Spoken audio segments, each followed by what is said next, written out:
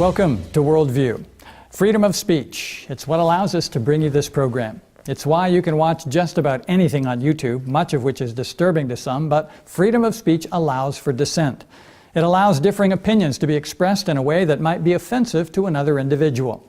Now, everyone recognizes, however, that there are certain limits placed by government on free speech. Some of those include libel, slander, and incitement.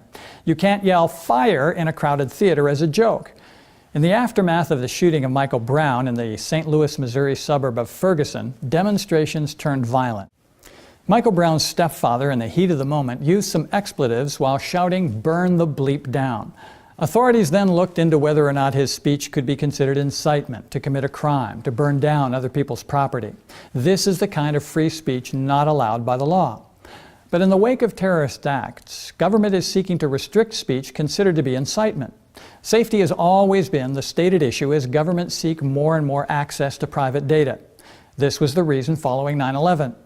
According to a PBS website, the U.S. government adopted some controversial new tactics intended to prevent future terrorist attacks, including warrantless eavesdropping on Americans' phone calls, secret demands for records under the Patriot Act, and FBI sting operations against people thought to be potential terrorists.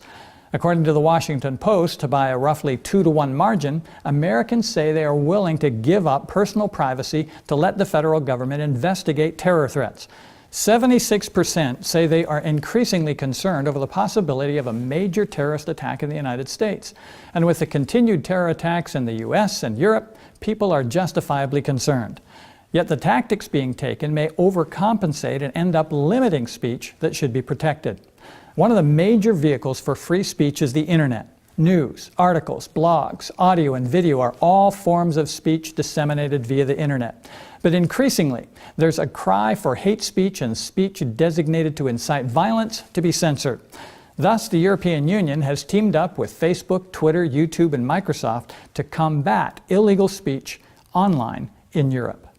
Joining us now to break it all down is Ben Fox-Rubin. He's a reporter over at CNET. So, Ben, this new arrangement, the new rules are meant to cut down on the inciting of violence, the spread of terrorist propaganda and whatnot in Europe. First of all, if any of these companies spot hateful content, what do they actually do to begin with? Well, they're supposed to get rid of it. What this code of conduct mentions is that if something is validly flagged by, I'm assuming, a user or an advocate, it says this is hateful, this is illegal hateful content, then within 24 hours, under this new code of conduct, they're supposed to review it and then get rid of it.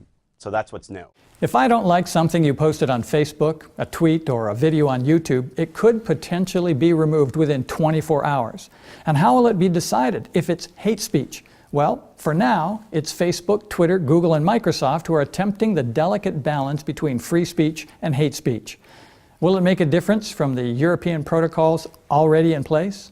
First of all, on the European Union side of things, what are your thoughts about this? Are you optimistic? Could this be successful because there are such tech behemoths, these kind of centers, these hubs of internet content? Are they all joining together on this new code of conduct? I think we all know that dealing with this type of thing on social media is kind of like whack-a-mole. So no, I'm not terribly optimistic that this is really going to make much of a difference. Facebook, YouTube, Twitter, these companies have all already had different protocols and tools in place to monitor hate speech, different things like that. And we've seen where it's gotten us so far. I mean, people get bullied, trolled online all the time. On top of that, there's a lot of promoting terrorism, different things like that. So there's a long way to go. While some commentators don't foresee the problem being that large, as many protocols are already in place, others worry the vague language within the European Code of Conduct could lead to outright censorship. Not all members of the European Parliament agree with the adopted Code of Conduct. They consider it to be Orwellian, as offensive speech is removed and replaced by counter-narratives. The Code of Conduct requires that offensive material be removed from the internet within 24 hours and counter-narratives replace the offensive speech. Here are some of the rules adopted in the Code of Conduct by Facebook, Twitter, YouTube, Microsoft, and the European Commission. The IT companies taking the lead on countering the spread of illegal hate speech online have agreed with the European Commission on a Code of Conduct setting the following public commitments. The IT companies to have in place clear and effective processes to review notifications regarding illegal hate speech on their services so they can remove or disable access to such content. The IT companies to have in place rules or community guidelines clarifying that they prohibit the promotion of incitement to violence and hateful conduct. The IT companies to review the majority of valid notifications for removal of illegal hate speech in less than 24 hours and remove or disable access to such content if necessary. The IT companies and the European Commission, recognizing the value of independent counter-speech against hateful rhetoric and prejudice, aim to continue their work in identifying and promoting independent counter-narratives, new ideas and initiatives, and supporting educational programs that encourage critical thinking. The agreement also requires Internet companies to establish a network of trusted reporters in all 28 EU member states to flag online content that promotes incitement to violence and hateful conduct. The Gatestone Institute, a nonpartisan, not-for-profit international policy council and think tank, sees the Code of Conduct as a war on free speech. The day after the Code of Conduct was implemented, Facebook suspended the account of Ingrid Carlqvist, Gatestone's Swedish expert, after she posted a Gatestone video to her Facebook feed called Sweden's Migrant Rape Epidemic. Here are some of the excerpts from that video. Hi, I'm Ingrid Carlqvist for the Gatestone Institute. Once upon a time, there was a safe welfare state called Sweden. This beautiful part of Sweden that we call Skåne is where my forefathers lived as long back as I have been able to research, the beginning of the 18th century. Now, Sweden has turned into Absurdistan, a country that has one of the highest number of reported rapes in the world. Hundreds of so-called exclusion areas, more than 55 no-go zones where police and ambulance get stoned, and Sharia law is becoming more important than Swedish law. One of the things that Swedes are most scared of is rape. Even though it's forbidden to keep statistics on the rapist's ethnic background or religion, we know who is behind the near 1,500% increase of rapes in Sweden. Almost every day we can read in the so-called alternative media about rapes against Swedish women and girls committed by asylum seekers or other migrants from the third world. Up until a few decades ago, no one had heard about gang rape. Now it happens every week.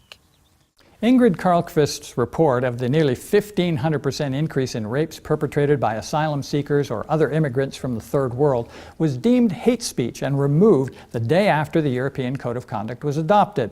The Gatestone Institute reported that proponents of the initiative argue that the aftermath of the recent terrorist attacks in Paris and Brussels, a crackdown on hate speech is necessary to counter jihadist propaganda online. Opponents counter that the initiative amounts to an assault on free speech in Europe. They say that the EU's definition of hate speech and incitement to violence is so vague that it could include virtually anything deemed politically incorrect by European authorities, including criticism of mass immigration, Islam, or even the European Union itself. Well, that's what appeared to happen to Ingrid Carlqvist's video. It would be easy to do. Just get a bunch of people sympathetic to the rape of Sweden's girls and have them indicate to Facebook that Carlqvist's video is offensive, incites violence, or is hate speech, and down it comes. The majority rules and free speech is compromised. While the EU Commissioner for Justice, Consumers, and Gender Equality has defended the initiative, there are others who strongly disagree. National Secular Society of the UK Communications Officer Benjamin Jones warned, "Far from tackling online cyber jihad, the agreement risks having the exact opposite effect and entrapping any critical discussion of religion under vague hate speech rules." Poorly trained Facebook or Twitter staff, perhaps with their own ideological bias, could easily see heated criticism of Islam and think it is hate speech, particularly if pages or users are targeted and mass reported by Islamists. European Digital Rights and Access Now, a group of free speech organizations, warned. In short, the Code of Conduct downgrades the law to a second-class status behind the leading role of private companies that are being asked to arbitrarily implement their terms of service. This process, established outside an accountable democratic framework exploits unclear liability rules for online companies. It also creates serious risks for freedom of expression, as legal but controversial content may well be deleted as a result of this voluntary and unaccountable takedown mechanism. This means that this agreement between only a handful of companies and the European Commission is likely in breach of the EU Charter of Fundamental Rights, under which restrictions on fundamental rights should be provided for by law, and will, in practical terms, overturn case law of the European Court of Human Rights on the defense of legal speech. While some European countries do not have some of the same free speech safeguards in place like those in America, is it possible that such restrictions could come to the United States? Federal Communications Commission Chairman Tom Wheeler thinks not. Today, the FCC's open internet rules go into effect. There's now a referee on the field to protect consumers and innovators online. Not only does that mean no blocking, no throttling, and no fast lanes, it also means vigilant oversight as the internet continues to evolve. After a decade of debate, these rules finally provide strong safeguards for free expression and innovation on the internet, and at the same time promote continued investment in our nation's broadband networks. For more information, go to fcc.gov/open internet. The internet is to remain a place of free speech, but some of the commissioners believe that it's only a matter of time before the internet will be regulated. Paul Bedard of the Washington Examiner wrote, "There are forces within the nation that are pushing hard to layer on new regulations and even censorship under the guise of promoting diversity while policing bullying." According to the Washington Examiner, Lee E. Goodman, a commissioner on the Federal Election Commission, stated, "Protecting freedom of the internet is just one vote away. There is a cloud over your free speech." Ajit Pai, a commissioner on the Federal Communications Commission, warned that freedom of speech on the internet is increasingly under threat. Pai and Goodman are both Republicans and see the Democrat use of political correctness campaigns as a threat. They both feel their agencies are becoming more politicized and under pressure to push regulations that will be detrimental to business and conservative voices. Pai believes respect for differing views is an important building block for America. One of the things that is critical for this country is to reassert the value of the First Amendment. The fact that robust discourse that is sometimes cacophonous is nonetheless of value. In fact, it creates value. Brent Bozell, a talk radio host and Fox News contributor, is also concerned. He suggests banning hate speech is a good idea if you believe in the existence of evil and hence hate. It's common knowledge from the rhetoric of ISIS that they hate the West and wish to destroy it. Their glorification and incitement of violence should not be given a platform. But Bozell's concern stems from the loose definition of hate speech, and as such, free speech may be in danger of being suppressed, not only online, but in the public square. Bozell cites the example of the Southern Poverty Law Center that features a hate map with locations of conservative organizations of all stripes. The Family Research Center, the Center for Security Policy, the Center for Family and Human Rights, Act for America, and the Traditional Values Coalition, these are just a few. And what views do these haters hold? Well, some support traditional marriage, some stopping illegal immigration, some fighting radical Islam. Bozell cites another incident where a pro-life student group at Johns Hopkins University used a sidewalk to counsel women near an abortion facility. It was denied official campus club recognition by the college student government for promoting hate speech. Some individuals and organizations want to curtail hate speech against immigration critics and critics of Islamic terrorism. Others want to curtail hate speech coming from the asylum seekers and immigrants. These ideas are sharply displayed in the current presidential election process. Donald Trump, the Republican presidential nominee, gave a foreign policy address in Youngstown, Ohio on August 15, 2016. In it, he outlined how ISIS should be tackled. While Worldview does not endorse political candidates, we do report what candidates say when it may affect citizens' personal rights to freedom. We know from the prophecy of the Bible that America is going to transform from a lamb-like nation founded on the principles of freedom to a nation that speaks like a dragon. And I beheld another beast coming up out of the earth, and he had 2 horns like a lamb, and he spake as a dragon. With wars and rumors of wars, with men's hearts failing them for fear, America is eventually going to crack down and enforce worship in the hopes of fending off the devastating natural and human disasters. And he exerciseth all the power of the first beast before him, and causeth the earth and them which dwell therein to worship the first beast, whose deadly wound was healed. This nation will then lead every other nation in the world in trampling the rights of conscience. Thus, Europe, Asia, the Middle East, Africa, as well as in the Americas, decisions are being made that are paving the way for the angel of mercy to take her flight, never to return. Increasingly, around the globe, freedom hangs in the balance. It is not without cause that Donald Trump made his foreign policy speech. But as we play excerpts from it, think of a scenario where instead of ISIS in the crosshairs, it would be Christians who will not yield their faith in the wake of catastrophic international calamities. If I become president, the era of nation building will be brought to a very swift and decisive end. My administration will aggressively pursue joint and coalition military operations to crush and destroy ISIS, international cooperation to cut off their funding, expanded intelligence sharing, and cyber warfare to disrupt and disable their propaganda and recruiting. Their recruiting is taking place right now, and they're setting records. It's got to be stopped. Can you see how the message of the Bible could eventually be considered propaganda and recruiting be stopped as it is setting records? When the message of the third angel of Revelation chapter 14 is joined by the fourth angel of Revelation chapter 18, recruiting will be setting records. The warning from heaven to come out of her, my people, will not be politically correct, and tremendous efforts will be put forth to suppress it. Celestial glory will be blended with the persecutions of the past. Trump outlines a cooperation between the nations of earth to cut off funding. The book of Revelation predicts a time when no man can buy or sell unless he has the mark of the beast. The planning of nations is laying the groundwork for what prophecy predicts. The time to bring the reasons of our faith before the people is now. Soon our message will be considered hate speech and propaganda. Everything possible will be done to remove it from society. If you think the internet will not be purged of every vestige of our message, think again as you listen to this next excerpt in the context of Revelation 13. We cannot allow the internet to be used as a recruiting tool and for other purposes by our enemy. We must shut down their access to this form of communication, and we must do it immediately.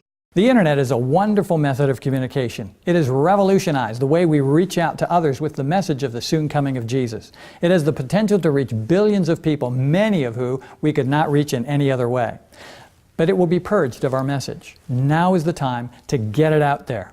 For in reality, it does not matter if a Democrat, a Republican, a Libertarian, or a Green Party candidate is in the White House. When the time comes, the dream is certain and the interpretation thereof is sure. Religious liberty will be a relic of history.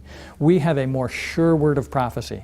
It is a light that shines in a dark place. We know from the Bible what will happen, and we need to be about our Father's business. Mr. Trump further outlines that ISIS will not be the only target. Other Islamic groups will be in the crosshairs. These tools will be used against any group that seeks to do America harm. Well, what group will be considered doing America harm when disasters are happening at an unprecedented scale? Those who will stand for the Word of God rather than the laws of the state. Those whose values at the time will not coincide with the values of America. But Mr. Trump has another tool in his arsenal. It will not only be military and economic tools brought to bear on the nonconformists. Listen to Mr. Trump as he describes that tool. The fight will not be limited to ISIS. We will decimate al-Qaeda, and we will seek to starve funding. Military, cyber, and financial warfare will all be necessary to dismantle Islamic terrorism. But we must use ideological warfare as well. An ideological tool. Well, what could that be? It may not be something physical, though it will have physical consequences. Ideological has to do with ideas, with beliefs. Something about a person's beliefs is going to be part of the fight against terrorism. Notice in this next clip that Mr. Trump is dead serious. He wants to crush ISIS, and he is willing to use every tool at his disposal. The Trump administration will establish a clear principle that will govern all decisions pertaining to immigration. And we will be tough, and we will be even extreme. We should only admit into this country those who share our values and respect our people. The time is overdue to develop a new screening test for the threats we face today. I call it extreme vetting. I call it extreme vetting. Our country has enough problems. We don't need more. And these are problems like we've never had before. He will be tough. Only those who respect our values and respect our people will be admitted to the country. Sounds fair enough in light of the current stated goals of ISIS, who wish only to kill Americans. But what about this new screening test for the threats we are facing today? Extreme vetting with the emphasis on extreme. We don't know any specifics, but rest assured, America under Mr. Trump's plan will get up close and personal. Now, why is all this necessary? Because we are facing problems like we've never faced before. Does any of this sound like what the book of Revelation says? Yes, the third angel's message of Revelation chapter 14 warns the inhabitants of the world not to accept the mark of the beast. Listen to the clip once more and notice the elements to the arguments that will be used to enforce worship. The Trump administration will establish a clear principle that will govern all decisions pertaining to immigration. And we will be tough, and we will be even extreme. We should only admit into this country those who share our values and respect our people. The first element, only have people in the country that support our values and respect our people. In the future, that will mean you must go along with the laws and values of the nation or go out of it. When America enacts laws that enforce the worship of the first beast of Revelation chapter 13, and you want to follow God, you will necessarily have to go against the laws and values of America at that time. You will be the ISIS of the future. Here's the next one. The time is overdue to develop a new screening test for the threats we face today. The second element, a new screening test for the threats we are facing today. As mentioned, the world is soon to be in more chaos than it has ever been. The threats will be overwhelming. The nations of earth will have to do something, and America will be the world leader that will come up with the plan. The book of Revelation says the world will be divided into two classes of people. Everyone will be screened. We will all be categorized as followers of the beast and receive its mark, or followers of the Lamb of God and receive his seal. Next element. I call it extreme vetting. I call it extreme vetting. Our country has enough problems. We don't need more. And these are problems like we've never had before. What will get the world to go along with the screening process that divides them into two classes of people? We've never had problems like this before. The extreme nature of the problem calls for the extreme nature of the solution. Economic sanctions will be used, but the problem will only get worse. And as the problems get worse, so will the solutions get more coercive until finally a death penalty will be invoked. Here's how America will attempt to mitigate that crisis. One of my first acts as president will be to establish a commission on radical Islam, which will include reformist voices in the Muslim community who will hopefully work with us. We will pursue aggressive criminal or immigration charges against anyone who lends material support to terrorism. There will be consequences for those people. There will be very serious consequences. A commission on Islamic terrorism with Islamic moderates who know the mind of the terrorists and who can hopefully persuade the terrorists to give up their terrorist ways and adopt the values of America. Those who give material support to the terrorists will suffer serious consequences. In the future, the Commission will be focused on that small group of people who refuse to conform to the enforced worship recently enacted. There will be those within the group who will be asked to sit on the commission who can relate to the commission the mindset of that small group. The commission will seek to get them to persuade the small group to reconsider the perceived stubbornness as their country is facing disaster after disaster and the cities are scenes of strife and bloodshed as no pen can picture.